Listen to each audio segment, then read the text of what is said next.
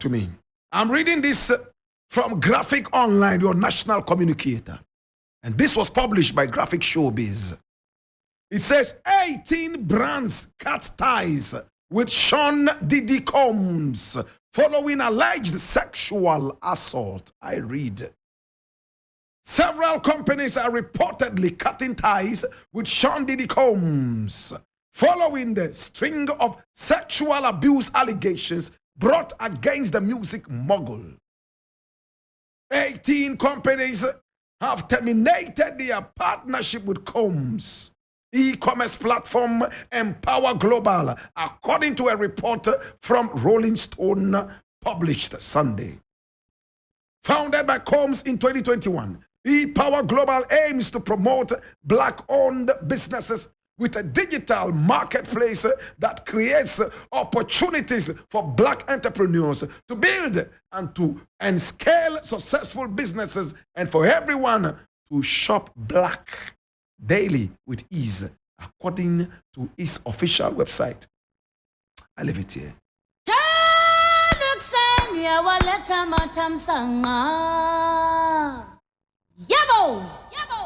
My brother, my sister, why is Black Rasta choosing this one? Now hear me now. Sean Diddy Combs is a very important musician, we all know, right?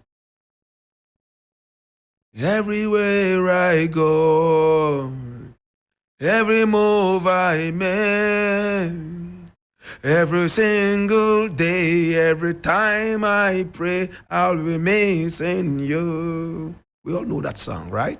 He did the rap on that. My brother, my sister, he is an accomplished businessman. He's made so much dollars, the Benjamins. But look, 18 companies decided to cut him off because of what? Sexual abuse allegations. He's not even been convicted yet, but allegations, they are pulling out. This is what we lack in Africa. My brother, the other day, somebody was in the news for having an abortion with an actress. She published a book and it was all over the place. He didn't even have the common sense to apologize and say, yes, it happened. It happened when I was young. Today, I will not do that and apologize to the young lady. No, he rather made a stupid song and put it out to disgrace womanhood. What a fool. My brother, South Africans kill Ghanaians and Zimbabweans. Ugandans, my brother, my sister, on the streets of Soweto. Nothing happens. All in the name of they are coming to take our food. All in the name of they are illegal immigrants, aka Kwere. And nothing happens. Yet we say we are one Africa. And when we call for South African companies to be boycotted in Ghana and those other parts of Africa, and even the whole of Africa, to teach South Africa that South Africa is not an island and therefore is not standing alone. Many are those who will sneak in and go and shop in the South African shops. After all, they have no common sense of getting to know that these are some of the economic things we use to get justice for our people. My brother, my sister, we have so many people who make their money out of the public. They misbehave towards the public, and instead of pulling the plug on them, we do not do that. We stay away, and then we think that everything is everything. Look at what is happening to Sean Diddy Combs. Look at what happened to other artists in America. Kanye West, when he made some alleged anti-Semitic utterances, what happened? They pulled the plug on him. Do you all remember Tiger Woods? He had sex with a prostitute. My brother, my sister, paid the prostitute enough. It was not rape. But the fact that it was adultery, he was married and sneaked behind to bang a prostitute, so many companies, including Adidas, pulled the plug on him. From that time, he's been suffering from doldrums and economic despondency. Hallelujah. In our country, we don't seem to have that common sense of using our power to deal with the politician and also to deal with some of these people. People make religious utterances, and instead of boycotting their businesses, no, we rather go and support them. Tribal utterances, instead of boycotting them with our economic power, no, we don't do that. So they continue playing the buffoonery in the media until we come to that conclusion that together we stand. If this was in America, a lot of people would even return whatever they bought from the shop to the shop, or better still, come out there and burn that publicly to show their rancor and bitterness at what is happening. Did I say more? I'll leave it here.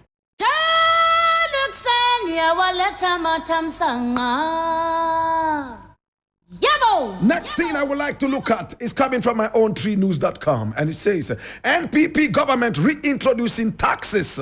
It described as nuisance, and this is from the minority. I read, Member of Parliament for Bole Bamboy Yusuf Suleimana has said the government is reintroducing some of the taxes that it described as nuisance, for which it got rid of them. He says the government should be sensitive to the plight of Ghanaians and don't overburden them with taxes. This is a government that came to power with the slogan that it is coming to reduce taxes and go into production. Today, what are we seeing? These are the people who in 2017 described some taxes as nuisance taxes. Today, they are reintroducing taxes that you cannot even describe. Some of the insurance taxes they claimed the NDC had introduced, they are bringing them back.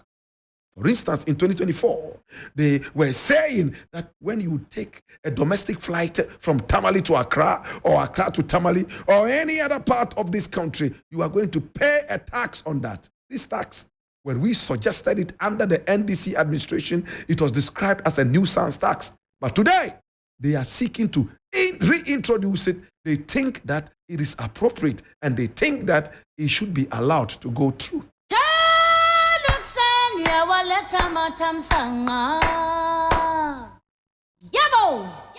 Hear me now, brethren. You see, politics is a dirty game. Politics is ruled by Satan. Politics in Ghana is a system. Until a leader decides to pull down the foundations of this system, we all are going to sink into the whims and caprices of this same system. It now go work.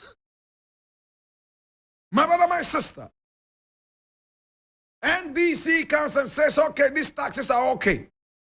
And then the minority at the time, the opposition says, no, it's not okay. All because they want to come into power without really bringing common sense to the bargaining table. All they want is power. They will criticize anything and even be embroiled so much with the bosom of populism. Today, my brother, my sister, this is what is befalling these people. We all remember when Baumia told us that the NDC government was a useless government that was only taxing its way into governance, and that production would be what the NPP would be using. And they mentioned the one district, one factory. Today, the one district, one factory is a comic relief. One district, $1 million American is a comic relief. Farmers are suffering. One constituency, $1 million American, my brother, my sister. It is nothing but comic relief. These people are the most disgraceful people in power. And again, I would like to take the opportunity to speak with former President Mahama. Now, you have been dead before. You have resurrected like Jesus Christ. You have seen how dark Hades is. You have seen how dark the grave is. Now you've been given yet another opportunity in the offing to prepare the next grave that will put you and keep you in there permanently. I'm speaking tongue in cheek.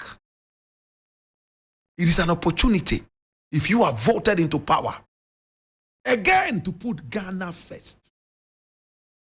It is for you to look at a legacy rather than winning the next election that these people are so good at.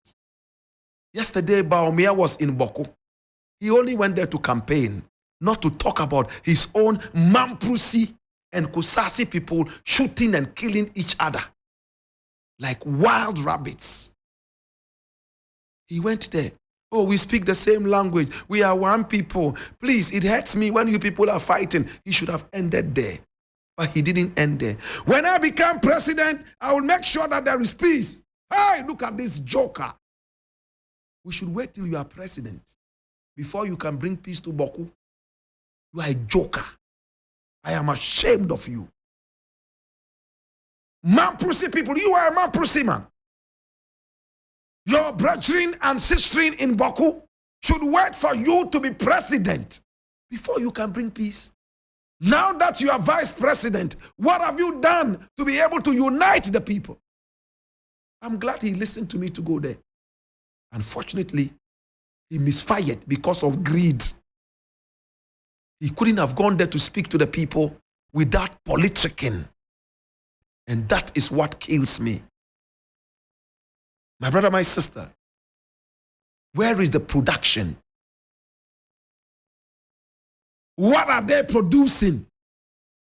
Planting for jobs and food. What happened to that? Is it bringing plantains to the ministries to sell to people? That is an evidence of planting for food and jobs. It's a good thing, yes. But tell me, beyond that, what did we see? Please, let's look at the future. The future is patriotism. I will never stop speaking of patriotism. Love your nation. Never ever leave this country to work for any other country or in any other country if the people in your nation need your services. Did you hear that? If they need your services, there's a school that needs you as a teacher. No, government of Ghana is not paying good. I'm going to teach in Britain. No, that's not patriotism. But if you are a teacher, you have tried everything to get a job. You can't get it because they produce so many teachers in Ghana. It's okay to go and teach in Nigeria. Make the money and come and invest in the nation. It's okay to go and teach in Thailand. It's okay to go and teach in China. Make your money. Come home. Always remember to build the nation. And to those of us who wait for our brothers to go and work hard and come and build companies, for us to go and steal from the company and cripple it and go out begging for jobs already, you and Nanado and Baumia are in hell already. To God be the glory.